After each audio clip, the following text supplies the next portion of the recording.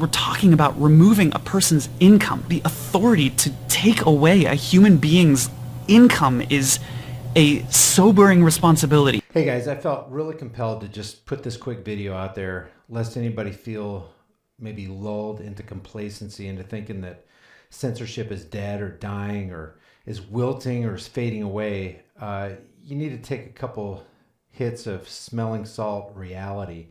This stuff's just ramping up.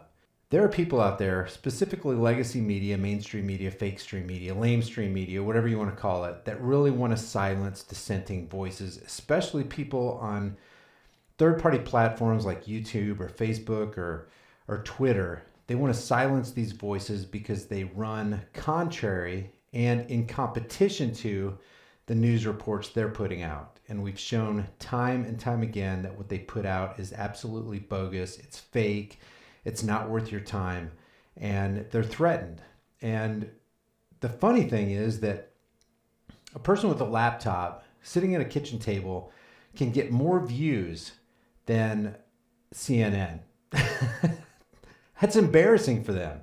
And they're putting out higher quality content that has journalistic integrity, something that CNN, MSLSD, and all the other networks just don't have because they're corporate media shills. They're literally paid to push an agenda, to shove a narrative down your throat, down my throat. And here, I just wanted to show you this. This is Patreon's page. This is Patreon's Twitter page. And this looks like the origin of the Milo Yiannopoulos Patreon ban.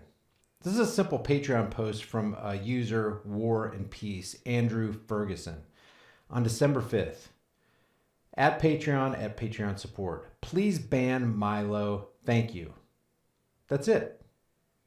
That's all it took. And what was Patreon support? Hi there. Thanks for the tweet. Milo Yiannopoulos was removed from Patreon as we don't allow association with or supporting hate groups on Patreon. For more info, please see our community guidelines. Guys, that's all it took. Look. This wasn't even a popular tweet. 114 likes, 2 retweets, and 9 comments. So in this day and age of censorship, all it takes for a giant tech company like Patreon to quiet a dissenting voice is for somebody to shoot a quick tweet. Can you ban this person? No problem. Done. So Andrew Ferguson writes back, "Thank you both for doing that and for the quick response." Done. No problem. Yeah, we just took away somebody's livelihood because somebody tweeted, "Hey, could you ban this person?" And they did it. And then they continue, "Are you able to answer this person's question as well?" Milo's definitely the most prominent person on Patreon associated with hate groups, but there are a number of accounts still active.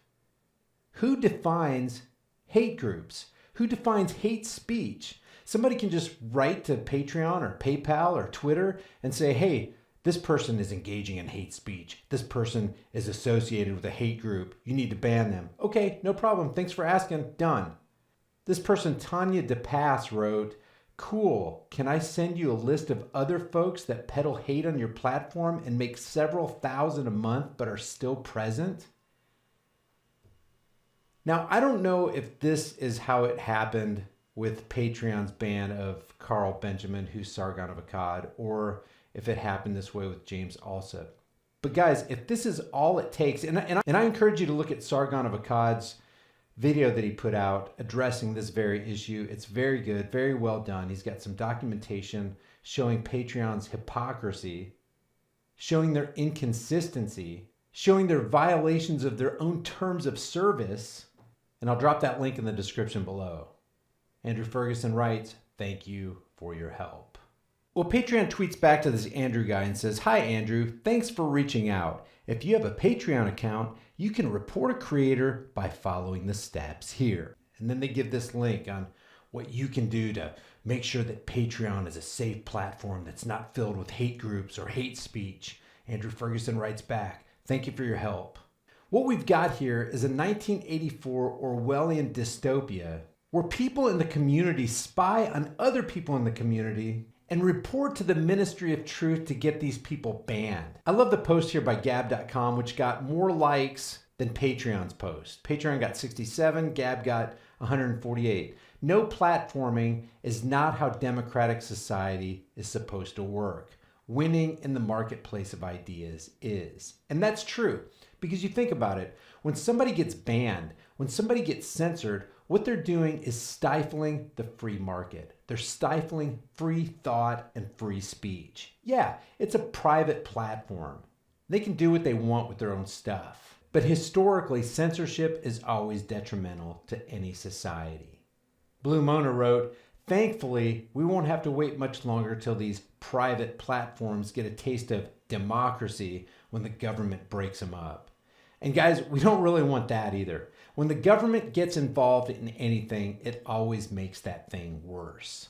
Remember, the 9 most terrifying words in the English language are, "I'm from the government and I'm here to help."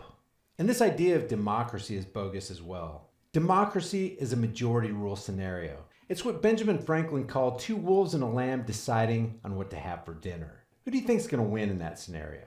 We don't need democracy, we need a free market.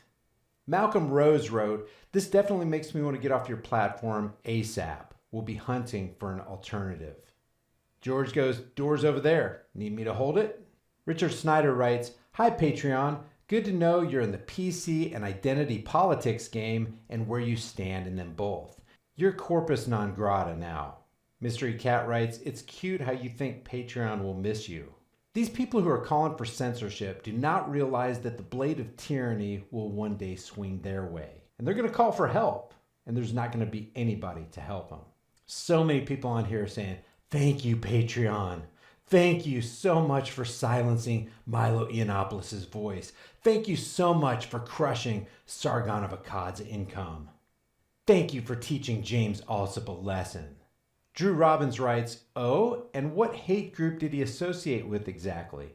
And what hate group did Sargon associate with exactly?